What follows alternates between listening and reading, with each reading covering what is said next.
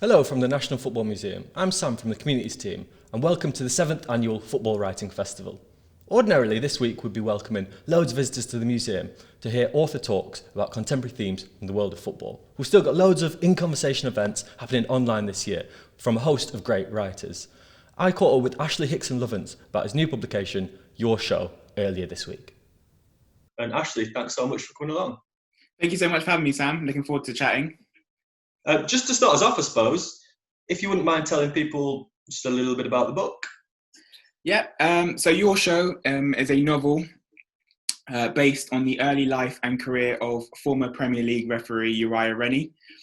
It covers his journey from being born in Jamaica, moving to Sheffield as a teenager, and his rise to becoming the only black referee to ever referee in the Premier League and any top division in Europe as it still stands. Going through his journey refereeing in the Northern Premier League, in the Football League in the 90s. He was promoted into the Premier League in 1997. His journey into becoming a sort of pioneering figurehead that he became, that we all know. I mean, literally, if you go to a pub or any sort of football fan or non-football fan, and you say, "Do you know Uriah Rennie?" and they'll go, "Yeah, of course I remember Uriah Rennie. He was that big lad." And it's a story about his life, his career, his ups and downs of being a referee. It's being released in early 2022. Very exciting. And just before we get into talking about Uriah himself, I sort of want to ask around sort of the context of the book. So for yourself, how did the opportunity come around in the first place? So I am a former referee myself. I used to referee semi-professional football for about 5 or 6 years. Due to a combination of injury, high blood pressure, and various other bits and pieces, I decided to call it a day a couple of years ago. I'm still very much involved in refereeing with the FA. I do semi-professional observing of referees. Refereeing for a huge part of my life was integral to who I was as a person. So when I qualified, I was 16. Uriah Rennie was still very much on the scene as a Premier League referee. He was coming to the end of his career, but he was still very much on the telly. And I was just like engrossed by the idea of this, like I said, this big black man. And as a black boy myself, in the field, I thought, well, he's an inspiration. He's demanding respect. He's fit. And I was just like, I want to know more about him. I want to know more about his journey. I found refereeing hard at first. I found I was a bit like a fish out of water, to be honest. And I wanted to, I wanted to find out a bit more about him, how he felt. Was it any easier for him? Was it any tougher for him? And I decided to pursue that. It took a long while to get it off the ground. I managed to get his email address maybe about 4 or 5 years ago from a friend of a friend. Through correspondence, I managed to get a couple of interviews with him and told him about the project. It sort of went from there. I mean, one of the big moments, I think, was I wanted to do a PhD in creative writing because I had already done an MA in creative writing. And when I told the university that I want to do my PhD on this particular project about this referee and in the context of him being a black man in the, in the football culture that we currently inhabit, they were like, "Great, we want to take you on," and they provided the funding for me to take the project on. So I've been able to go up to Sheffield a few times, interview him, and take it from there. So it's been a long process. And I'm just looking forward to seeing people's reactions when it's out, really. Yeah, absolutely. It sounds obviously like Uriah Rennie has shaped your experience of refereeing and maybe the game in a broader way. But how have those experiences then, have they shaped the way that you've reinterpreted that information from Uriah, if that makes sense? Yeah, that's a good question. Yeah, absolutely. I think it has. I don't think this is a forensic blow-by-blow portrayal of Uriah's life. I've managed to put in there my own experiences and my own interpretations of what it means to be a referee. also a referee of colour in the book. For me, this is a and this was very important for me. This is a book that appeals to, or hopefully appeals to, not just referees, not just football fans, but non-football fans as well. Because I think everybody in some way can empathise with the idea of being under pressure, the idea of being under constant scrutiny, whether it be, I don't know, an appraisal at work or an observation at work or whatever it may be. And I think that comes into it a lot in your show. The multiple pressures of just trying to do a good job, really. And definitely my own experience comes into it quite a lot. If anything, probably even more than Uriah's, because obviously I've been in that situation where you've got the crowd on your back, you've got the managers on your back, you've got the players, and you've got the scrutiny of, when I was refereeing, people commenting on Twitter, or, so yeah, all those factors come into it. It's more of a universal story in many ways. I really wanted to try and be experimental with the form a little bit. So you've got lots of sort of poetry in there, lots of repetition, rhythms and riffs.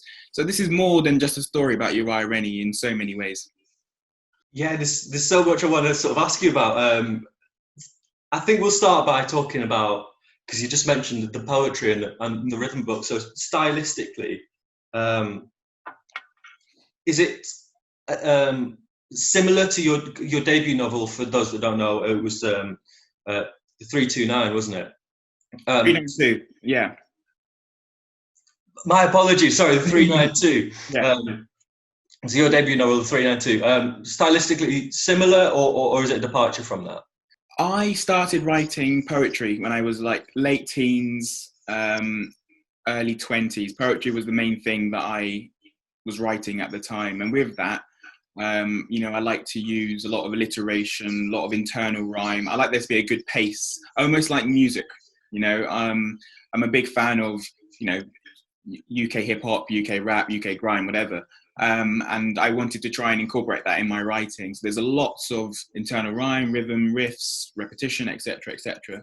And that does come into it in the 392, my debut. I wanted there to be this incessant pace, this as if you're almost, because the whole book takes place on a bus journey, and I wanted the reader to experience what a bus journey in London, as it's set, would be like, that sort of perpetual motion, that perpetual movement.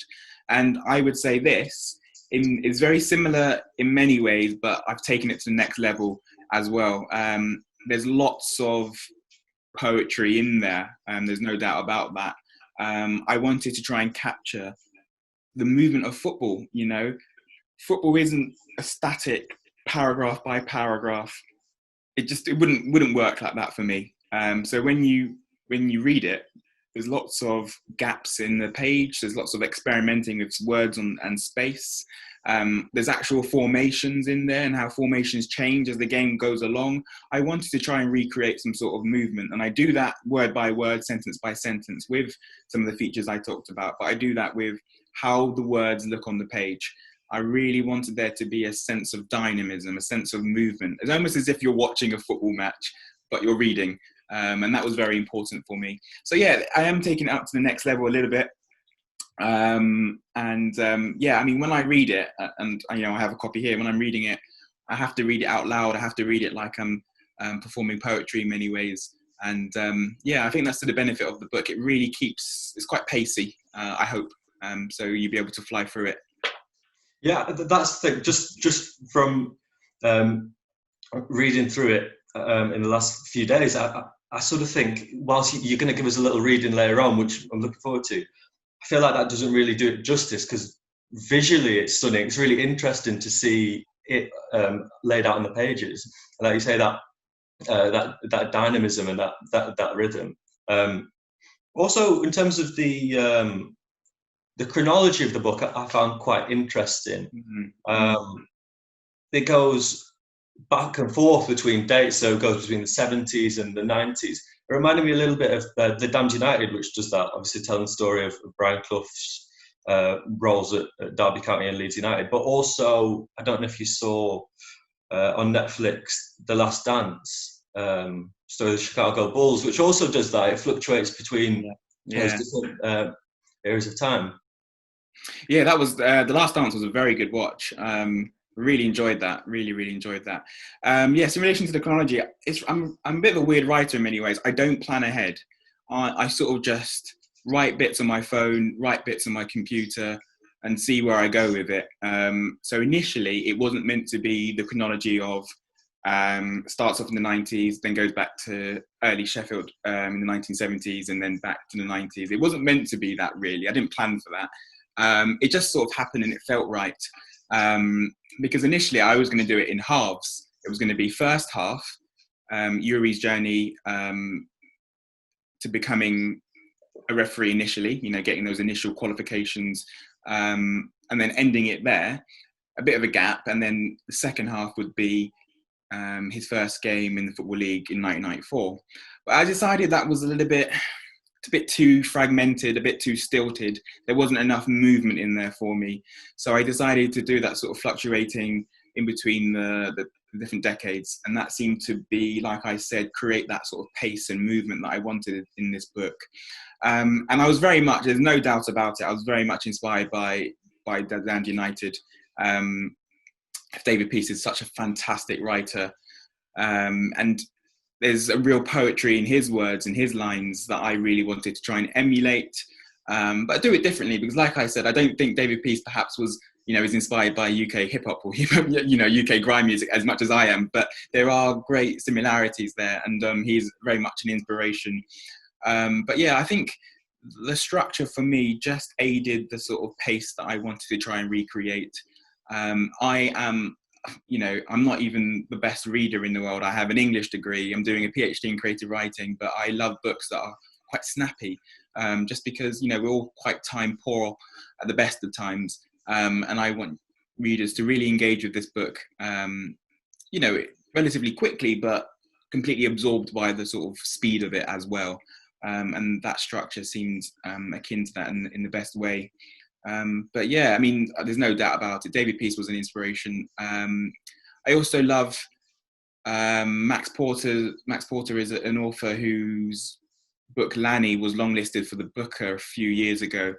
And I was very much inspired by the way he structured a story, as well as a few other football books. Ross Raisin's A Natural was also a favourite. Anthony Cartwright's Heartland was also a favourite. So yeah, quite a few football novels which I was inspired by, and I kept returning to when I was writing this, just to have that sort of sentence by sentence beauty and that overarching pace that I was going for. I read somebody discussing your previous novel on a forum, actually, online, but I thought it kind of had a resonance to the work you're doing now. And they were saying that it's sort of champion voices that don't get heard enough and really deserve to be heard so honestly and unfiltered. Very sympathetic, very people focused, and even putting the reader in the position of Uriah Rennie before and during matches. Yeah, I mean, for me, like I said, when I was 16, 17, Uriah Rennie was at the pinnacle of, on match of day every Saturday in the Premier League, and then seemingly was disappeared a little bit. Obviously, he does a lot of charity work for the Sheffield community and the South Yorkshire community more generally. But for anybody outside of that bubble, hate to use the word bubble right now, but outside of that sort of Sheffield community, everyone's like, where's Uriah Rennie gone? And for me, I felt like he was such, a figurehead. He was such a pioneer. He needed to have a voice, especially what with, what people like Danny Rose and Raheem Sterling were saying about black sportsmen a few years ago. I felt like this is the perfect time to write this book. Uriah Rennie was a black man who was at the top of his game, and then 10 or 12 years later, we don't hear about him anymore. So that really inspired me to really take on this book and give him a voice, remind people that he is still very much about. He still does his charity work. He still does work for the FA. He still observes he observes professional referees. And I felt like I really wanted to give Uriah a voice, and remind people that, of what he achieved, and what he's still doing. And more generally, like we said before, about how hard it is to be a referee sometimes. So yes, I'm all about sort of this, giving voices or giving disenfranchised voices their time, their chance to shine. And I did that with the 392, I think, by giving voices to, those annoying schoolgirls at the back of the bus, or the homeless person. And I think I'm doing something quite similar with Yuri in your show, and also the next book I'm working on, which is sort of football themed, but that's another conversation for another year, I think. Can you get an insight into that at this point? Into the new one? Yeah. Or is if that's under wraps till next year's Football Writing Festival, that's under we'll keep that under wraps for now. But it's football themed again, and I'm really enjoying getting stuck into it. Again, lots of research required. Okay. You spoke about Uriah Rainey's placement in at the heart of the Sheffield community. It's really interesting because lots of people would see him as a classic Yorkshireman. He's got that strong Sheffield accent as well. But something I learned from the book is that they hadn't always lived in Sheffield. Yes, it's very interesting. When I started my research, and honestly, my research for this book goes back probably 4 or 5 years, maybe even longer. Every article that I found, and there isn't a great deal of amount of information about Uriah Rainey at all, really. Every article I found said that he was born in Sheffield. And, I took that as gospel for a long time. And then I went to interview him, and like I said, and I was surprised to learn that he was actually born in Jamaica, and moved to Sheffield as a young man. As a 12 or 13, I believe. And yeah, that really surprised me.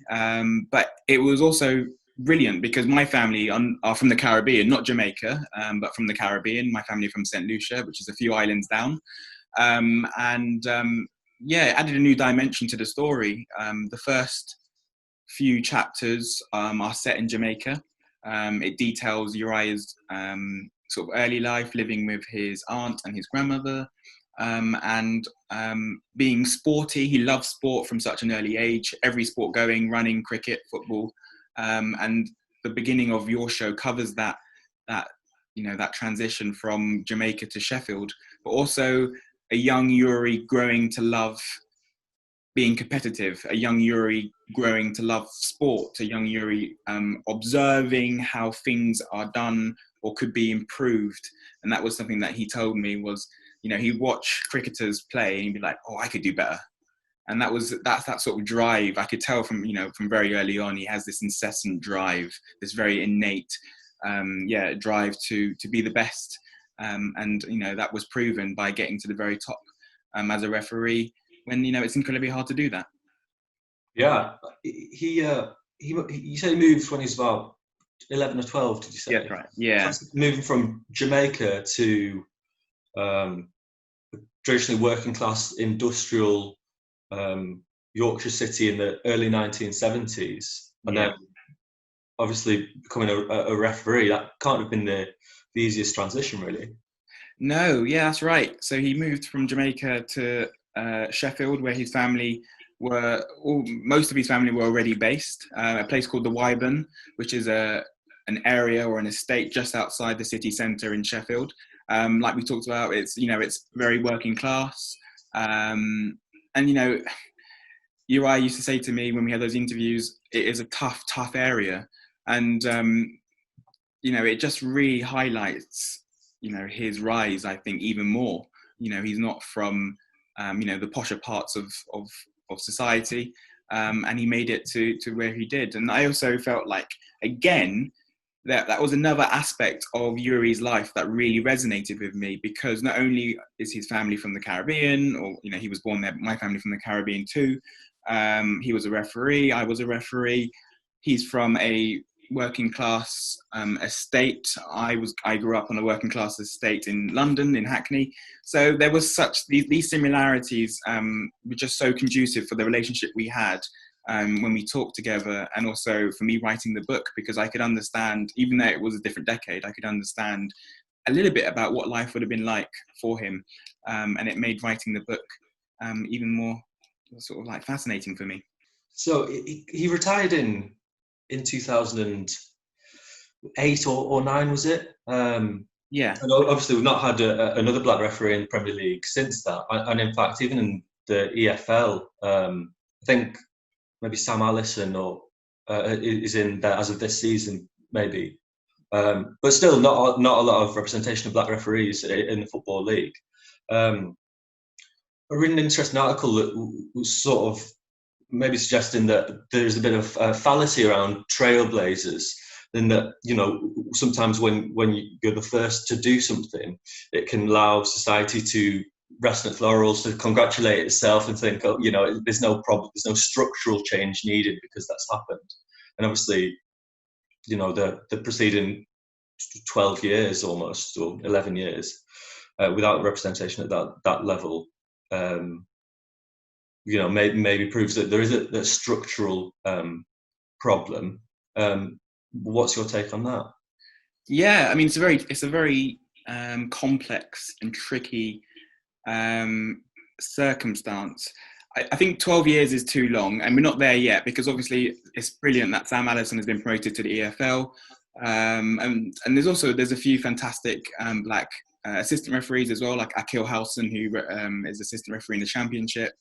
We also have Paul Howard, who's a mixed race referee. He's also got promoted to the EFL this year. He's from London, very close to where I grew up, actually. So he's been promoted to the EFL this year. But yeah, to get to the actual Premier League, you know, let's hope that Sam or Akil or Paul get there.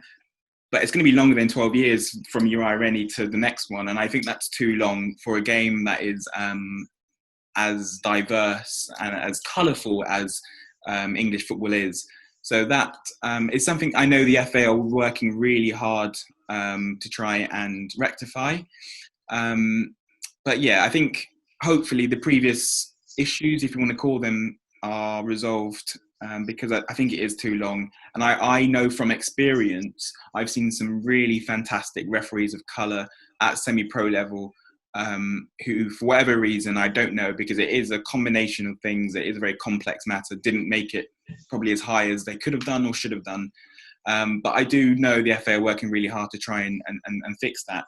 And I really hope that the gap isn't so long next time, because I really do know that it isn't, you know, a matter of colour. There are referees that are huge, you know, it's a really tough job, and I've seen some really great ones of all races. But it is a real shame that hasn't been enough, and hasn't been any, since Uri, because I've seen some fantastic ones in person myself. In a related way, there's some really interesting quotes in the book that refer to Uriah Rennie's reputation as a referee. There's a quote that says about him being a showy referee, and then even the Keegan quote right at the start of the book is, it's people should write about Uriah Rennie because that's what he wants. Now, with looking at those things in 2020, I think these are what we might refer to as microaggressions. But I don't know if they were necessarily seen as such at the time. Yeah, absolutely. I mean, I don't think comments like that or of a similar ilk would be accepted as much. And obviously that quote probably is about 15, 20 years old now. But absolutely, I think you're absolutely right. And I think it is these sort of microaggressions or these, you know, unconscious bias that really, you know, made black referees suffer, and it was to the detriment of the game, I feel, to be honest. But yeah, there's no doubt about it. It would have been really tough for Uri, you know, rising through the ranks in the late 90s and early noughties. For me, you know, because he was a black referee, it was that much harder. And he did, you know, there's loads of lines in there, but like, you know, he stuck out like a sore thumb. And you know, in an ideal situation, you don't want referees to stand out for any reason, but you can't do, you know, because he was a big black referee. Unfortunately, that was the case for some people, and they couldn't look beyond that, even though he, for me, you know, from what I saw and what I read and all the research that I've done over the years, he was just as good as any other referee in the Premier League at that time. And it's really interesting because obviously I'm still in the process of doing bits of research and sort of post-writing bits and pieces. And there's been so many things on Twitter saying how much they miss Uriah Rennie, especially because of VAR at the moment. You know, people want to go back to the simplicity of referees made a decision, rightly or wrongly. Let's get on with the game. At the moment, obviously, we're living in a sort of time of football where we can't celebrate a goal in top level football because we've got to see whether VAR has said it's a goal or not. So yeah, you know, I think people are starting to miss Uriah Rennie far more than people thought when he retired back in 2008. Yeah, I think you're right. People crave a simpler time in terms of refereeing decisions, certainly. But just on what you were saying there's a brilliant quote from the book, and you wrote, "Unlike an away fan hiding in the home end, you can't hide your true colours." It was referring to a game at maybe St James's Park. What are some of, in your eyes, Uriah Rennie's career highlights? So the novel focuses quite a lot on Uri's games at St James's Park. He had some stormers, some great games. He also had some more controversial moments. So there's a lot of going back to St James's Park for various games. In relation to Uri's highlights, for me there are many. You know, he was a FIFA referee in 2000. It was quite interesting because he became a FIFA referee and was still a FIFA referee the year he got demoted from the Premier League. So he was refereeing in Europe, but also doing Portsmouth or Port Vale. So there was an interesting dynamic there. So we did a few UEFA Cup games. He did Sporting Lisbon games, Malmo. So that was, you know, to be a black man, to be a FIFA referee and doing, you know, Sporting Lisbon and doing Malmo and doing, you know, Legia Warsaw, for instance, you know, fantastic big games. FA Cup quarterfinals.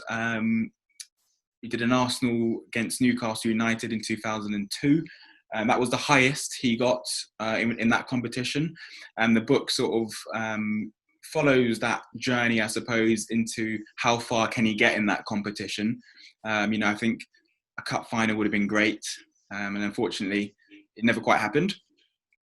He was favourite, according to one article, in his last ever year, but unfortunately, through injury, he just couldn't get, you know, a good run of games in 2008. And Howard Webb got the cup final that year. So yeah, you know, there was lots of really great games. He was the assistant referee for the FA Cup semi-final back in 1992 at Highbury again, between Portsmouth and Liverpool. So two great teams. So yeah, many highlights, and you know, it was a real honour for me to watch YouTube videos of him over and over again, and of him in action and these big games. But yeah, he's also fourth official for the UEFA Super Cup, I believe it's called. You know, when the two winners play each other. Yeah. And that was played in Monaco. And the two managers on that day that he had to manage were Carlo Ancelotti and Jose Mourinho. Easy gig. Yeah, exactly. Yeah. So yeah, there's quite a few highlights, and like I said, it was such a brilliant honour for me to look through his career and and pull it into some sort of order that readers would enjoy. Absolutely. What was it like to, after watching him so much, to meet him? Oh, I was very, very nervous. Really? Very nervous. I went up to Sheffield, it was just so great, to be honest. I could see him from afar in the distance, and I obviously knew it was him straight away. He was as tall as ever, as imposing as ever, it was just really great. And obviously, it took a while for me to find my words, I think, because you know, he was a hero to me in many ways, and it was a really great experience. Yeah, and he was lovely. He was really lovely, really great about the project. You know, he was open but fair, and I think the book is a testament to that relationship we had. Great, and so he was quite candid with you, was he, about his experiences? Because obviously, it must be strange for him meeting somebody that already knows, you know, in so much detail about his life. Yeah, absolutely. Yeah. I mean, I don't know how I would feel about someone saying, "Oh, I've written a book about you," or "I'm writing a book about you," and then having 65,000 words right there. But it was fantastic. I mean, I listened to the recording of us because we had a few sort of interview type meetings, and I recorded it on my phone, and I had to listen back to those interviews quite regularly to get the voice right, to get the facts right. And we laughed a lot. We laughed a lot about various things. We laughed about Caribbean culture. We laughed about football. We laughed about food. So there was a good relationship there, and we speak relatively regularly via WhatsApp. I spoke to him a few days ago. So yeah, it's been, every day I was pinching myself that I was able to write a book as part of my PhD in creative writing that, I was lucky enough to be funded for. I have met, a good friend. So yeah. Well, we would love to invite you both, have you in the museum in maybe closer to the release date. Great, and have another conversation there. That'd be so exciting. Oh yeah, I'd be up for that, definitely. Very much so. Brilliant. Well, actually, we don't have loads of time left, but if you were willing to do a reading from the book, that'd be much appreciated. What part were you thinking of reading out for us? So I'm going to do a part. It's towards the end of the book. Newcastle United have a friendly against Valencia. And it was meant to be Peter Walton, former referee, on the game, but at the last minute they've appointed Yuri to the game. But this is more, like we talked about earlier, it's about the pressures of being a referee more than anything more widely. And all those sort of thoughts that go through a referee's head just as he's about to blow that first whistle. I'm tremendously excited. Thanks so much, Ashley. Go ahead. My pleasure. A game of football is a game of football. If given the chance to, players will try to pull the wool over your eyes, get one over, blindside you, but you're old enough now, wise to their tricks, despite their flailing spit, their indignation, their outstretched arms, swear words and dirty looks. Before every game, that familiar feeling, that nervous energy that sits in the bottom of your belly, anticipation coursing through your veins, the butterflies kicking in, he's kicking him, studded in the shin, the Monday morning appointments are in, your eyes roll down the page, you look for your name, look across at the two teams, look for the ground, think about games you've done there before and what might have happened last time. Sometimes, in some stadiums, the ball is big and you see the situation clear.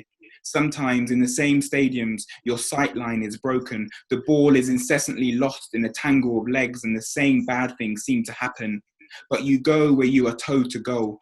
Referees referee the games that need to be refereed in front of the cup of tea swillers and the pint of beer spillers. As a referee, not the most beloved position on the pitch, you need to have eyes in the back of your head. These days, thank God, at this level, you have assistants who are your extra eyes and ears. You, him, and sometimes her, one symbiotic being. You arrive, head into the officials' room with your kit and flags. You've gone from handling plastic bags to holdalls to wheelie suitcases. You get out what you need, two of everything, and line them up ready like animals boarding an ark. Working on the weekend like usual, there's life in this old dog yet. From grumpy groundsmen reluctant to put the floodlights on in the peak of winter to Old Trafford and Wembley, from scratchy loo roll and mushy peas and hendos repeatedly kicking a tennis ball against the wall, playing football with your mates till it got dark and you've lost count of the score, to being back at St. James's Park and saying a little prayer in a quiet little corner before kickoff.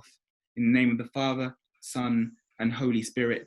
Between your finger and your thumb, the squat whistle rests, snug as a gun, air sucked in from the bottom of your lungs, up through your chest and out through your lips. Breathe, Yuri. The whistle is mightier than the sword. The first 10 minutes are crucial for game management. Bag them and you have the game in your pocket, safe from the crafty players who want to take the law into their own hands. Sometimes you know as early as the first 5, refereeing a real pig's ear of a game, whether you'll need to bang out an early card or not. A game where there'll be no turning a blind eye, no benefit of the doubt, no cutting them some slack, no cutting out the middleman, not when you're the middleman. You can't afford to let your guard down. The buck stops with you. You, the so-called cock of the walk, a black Grant Mitchell versus the the big hitters, giving it the big I am, uttering their well-versed excuses, players with unchecked egos taking the tone and spouting obscenities, and you showing fleetness of feet, shooing the shouters away or intervening in between futile fisticuffs, some fraught off-the-ball fracas between lager louts at loggerheads, scowl at the Mardy bums from afar, an unerring glare, adopt the trailing eye, give the players who are trying your patience evils, keep them in check the ball hasn't gone over the line, run from pillar to post and then stop, avoid getting hit by the ball, skip over it, jump over it, let it roll through your legs, stand in front of it, stop the quick free quick. The game needs to be played at your tempo. With all due respect, this is your game and you dictate the pace. Refereeing means respect. The two words should go hand in hand. Without giving and garnering the right level, you're nothing more than a bloke in black with a whistle and perpetual pressure from all angles, at constant risk of being crucified and pilloried and poked fun of. Heavy is the head that wears the crown. Ashley, that's absolutely stunning. When can we expect to have a full release?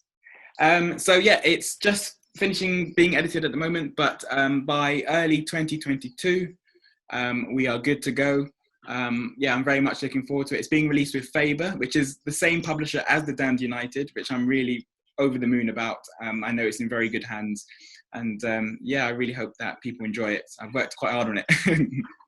It's amazing. I love, it's great to hear that, because what you were talking about earlier about tonally reflecting competition and sport and that rhythm, Yeah. and also it being about sort of you being in the place of the referee and dictating the tempo of the game around you, and to have the writing style reflect that. Yeah, that's what definitely what I was trying to go for, you know, that you being in control, you dictate the pace, the slowing it down, speeding it up, etc. A huge thank you for joining us at this special Football Writing Festival event. We've got a whole week's worth of author Q&As on our YouTube channel, so if you enjoyed this, please do check out the rest and like, share and subscribe. Thanks again for joining us, and there's loads more information at nationalfootballmuseum.com. Cheers and enjoy the rest of the event. Bye for now.